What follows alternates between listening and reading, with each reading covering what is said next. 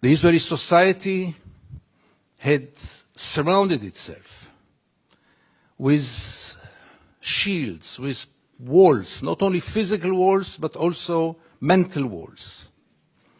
I don't want to get into it because it's another lecture, but I'll just give the 3 principles which enable us Israelis to live so easily with this brutal reality. A, most of the Israelis, if not all of them, deeply believe that we are the chosen people. And if we are the chosen people, we have the right to do whatever we want.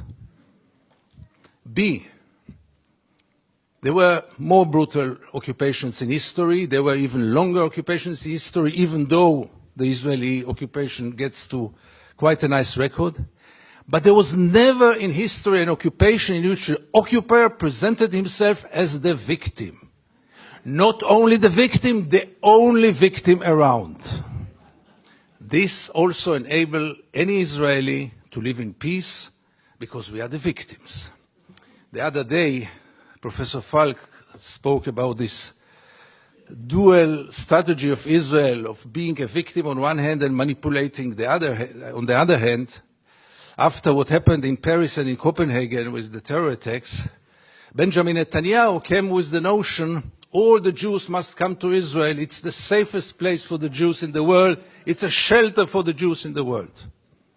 Which is wrong, because Israel is today the most dangerous place on earth for Jews. But let's put it aside. It was only 24 hours later when he said Israel is an existential threat under the Iranian bomb. And I asked myself, how can you dare call Jews to come and to join this suicidal project when the Iranians are going to bomb us?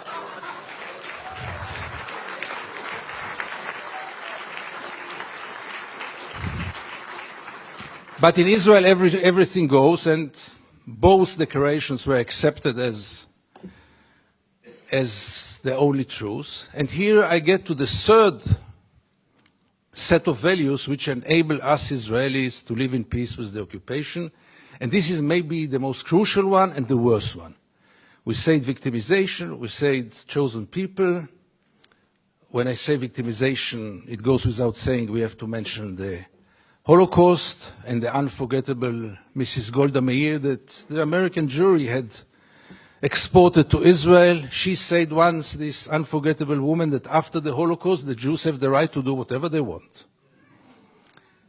But the 3rd set of values is the most dangerous one, and this is the systematic dehumanization of the Palestinians, which enable us Israelis to live in peace with everything, because if they are not human beings like us, then there is not really a question of human rights.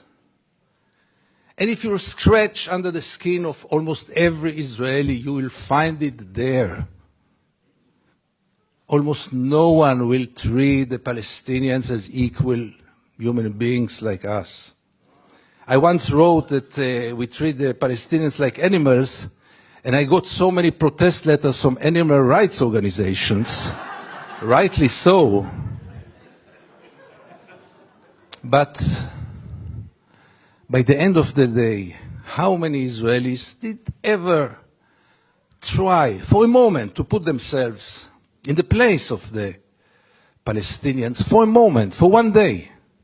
And I want to give you 2 examples which will demonstrate it. Many years ago, I interviewed then candidate for Prime Minister Ehud Barak. And I asked him a question which I try to ask in any occasion. Mr. Barak, what would have happened if you would have been born Palestinian? And Barak gave me then the only honest answer he could give me. He said I would have joined a terror organization. What else would have he done? Would he become a poet? He doesn't know to write poems. Would he become a pianist? He's quite a bad pianist, and I doubt if he would have become a collaborator, because he is a fighter. And it became a scandal, because how can you dare to put Ehud Barak to think what would have happened if he would have become a Palestinian? And the second incident, briefly, Second Intifada, the city of Jenin, the most closed city in the West Bank, real total siege. I go out from Jenin, I come to the checkpoint, a Palestinian ambulance is parking there with the red lights. I stand after him. No cars can get out of Jenin in those days. No cars can get in. And I wait. The soldiers are playing backgammon in the tent. Usually I know myself. It's better that I don't get into confrontation with the soldiers because it always ends up very badly. So I stayed in the car. But after 40 minutes I couldn't take it. And I went out to the car. From the car, I went first to the Palestinian ambulance driver and I asked him, what's going on? He told me that's the routine. They let me wait 1 hour until they come and check the ambulance. And I couldn't take it anymore. And I went to the soldiers. It became a confrontation. But the question that I asked them, which really brought them to direct their weapons toward me, was one. What would have happened if your father would have been lying in this ambulance? This freaked them out. They lost control. How can I dare to compare between their father and the Palestinian in the ambulance?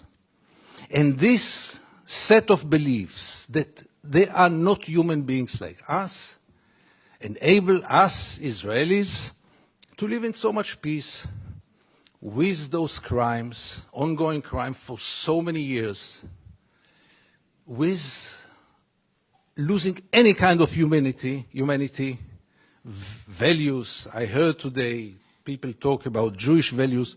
I must be frank with you, I don't know what are Jewish values. I know what are universal values. Let's not get into it, really.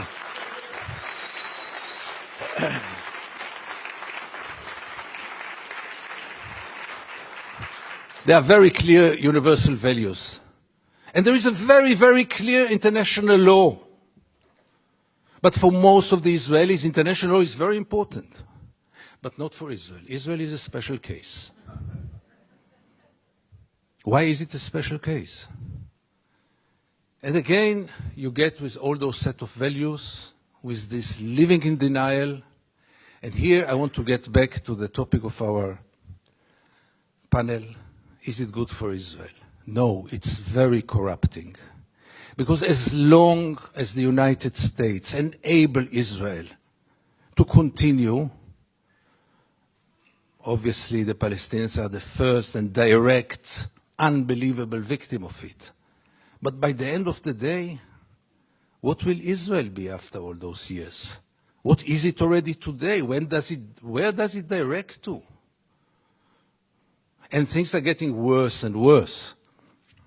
And therefore I have so little hope about change from within the Israeli society.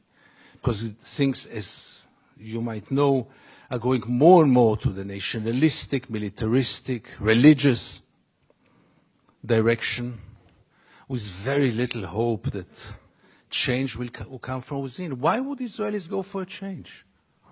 What incentive? Why would they bother? Life is so good. You should have seen Israel in the days when Gaza was bombed, when the beaches were crowded, the helicopters were passing on their way to bomb Gaza. The Israeli TV hardly showed photos from there. Newspapers hardly wrote anything. I wrote one article about the responsibility of the pilots, and I needed to use bodyguards to get out of my home after this. The problem was, by the way, that the bodyguards were settlers, and they argued with me all day long until I saw that I'm much more secure without the bodyguards rather than with them. But the last war in Gaza, and this will be my final remarks, the last war in Gaza taught us also that Israel, which has 3 regimes today, maybe the only country, the only state in the world with 3 regimes, one for the Jews, one for the Arab citizens, and